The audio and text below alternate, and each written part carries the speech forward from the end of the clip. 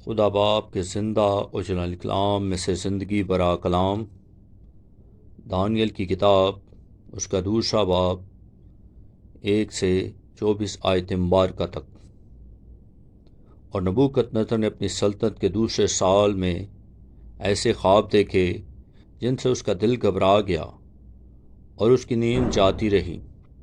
تب بادشاہ نے حکم دیا کہ فالگیروں اور نجومیوں اور جادوگروں اور کتسیوں کو بلائیں کہ بادشاہ کے خواب اسے بتائیں۔ چنانچہ وہ آئے اور بادشاہ کے حضور کھڑے ہوئے، اور بادشاہ نے ان سے کہا کہ میں نے ایک خواب دیکھا ہے، اور اس خواب کو دریافت کرنے کے لیے میری جان بے تاب ہے۔ تب قدسیوں نے بادشاہ کے حضور ارامی زبان میں عرض کی کہ اے بادشاہ، ابد تک جیتا رہ، اپنے خادموں سے خواب بیان کر اور ہم اس کی تعبیر کریں گے۔ بادشاہ نے قدسیوں کو جواب دیا کہ میں نے تو یہ حکم دے چکا ہوں کہ اگر تم خواب نہ بتاؤ اور اس کی تعبیر نہ کرو تو ٹکڑے ٹکڑے کیے جاؤ گے اور تمہارے گھر مزبلہ ہو جائیں گے، لیکن اگر خواب اور اس کی تعبیر بتاؤ تو مجھ سے انعام اور صلہ اور بڑی عزت حاصل کرو گے۔ اس لیے خواب اور اس کی تعبیر مجھ سے بیان کرو۔ انہوں نے پھر عرض کی کہ اے بادشاہ، اپنے خادموں سے خواب بیان کرے تو ہم اس کی تعبیر کریں گے۔ بادشاہ نے جواب دیا، میں خوب جانتا ہوں کہ تم ٹالنا چاہتے ہو، کیونکہ تم جانتے ہو کہ میں حکم دے چکا ہوں۔ لیکن اگر تم مجھ کو خواب نہ بتاؤ گے تو تمہارے لیے ایک ہی حکم ہے، کیونکہ تم نے جھوٹ اور ہلا کی باتیں بنائیں تاکہ میرے حضور بیان کرو کہ وقت ٹل جائے۔ بس خواب بتاؤ تو میں جانوں کہ تم اس کی تعبیر بھی بیان کر سکتے ہو۔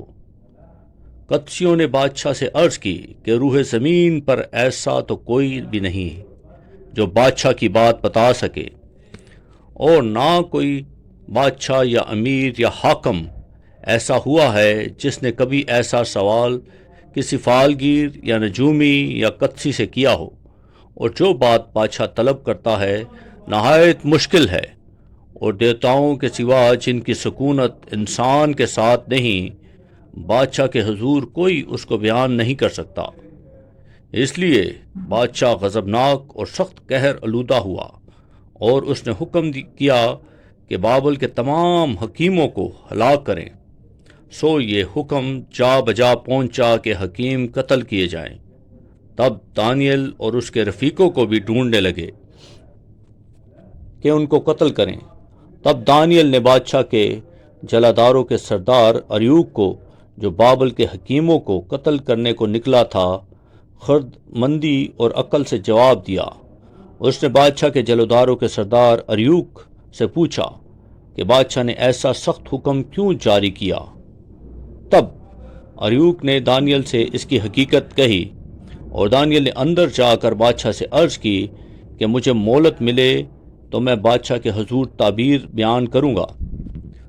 تب دانیل نے اپنے گھر جا کر حننیہ اور میسل اور عزرا اپنے رفیقوں کو اطلاع دی، تاکہ وہ اس راز کے باب میں آسمان کے خدا سے رحمت طلب کریں کہ دانیل اور اس کے رفیق بابل کے حکیموں کے ساتھ ہلاک نہ ہوں۔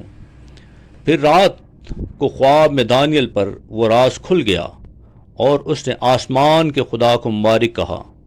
دانیل نے کہا، خدا کا نام تا ابد مبارک ہو، کیونکہ حکمت اور قدرت اسی کی ہے۔ وہی وقتوں اور زمانوں کو تبدیل کرتا ہے، وہی بادشاہوں کو مسرور اور قائم کرتا ہے، وہی حکیموں کو حکمت اور دانشمندوں کو دانش عنایت کرتا ہے، وہی گہری اور پوشیدہ چیزوں کو ظاہر کرتا ہے، اور جو کچھ اندھیرے میں ہے اسے جانتا ہے، اور نور اسی کے ساتھ ہے۔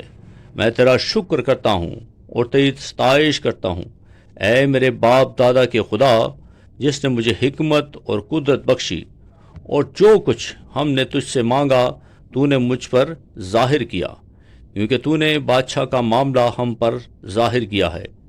پس دانیل اریوک کے پاس گیا، جو بادشاہ کی طرف سے بابل کے حکیموں کے قتل پر مقرر ہوا تھا، اور اس سے یوں کہا کہ بابل کے حکیموں کو ہلاک نہ کر، مجھے بادشاہ کے حضور لے چل، میں بادشاہ کو تعبیر بتاؤں گا۔ وہ کلام کے پڑھے اور سنے جانے پر خداوند کی برکت ہو، خداوند کا شکر ہو، آمین۔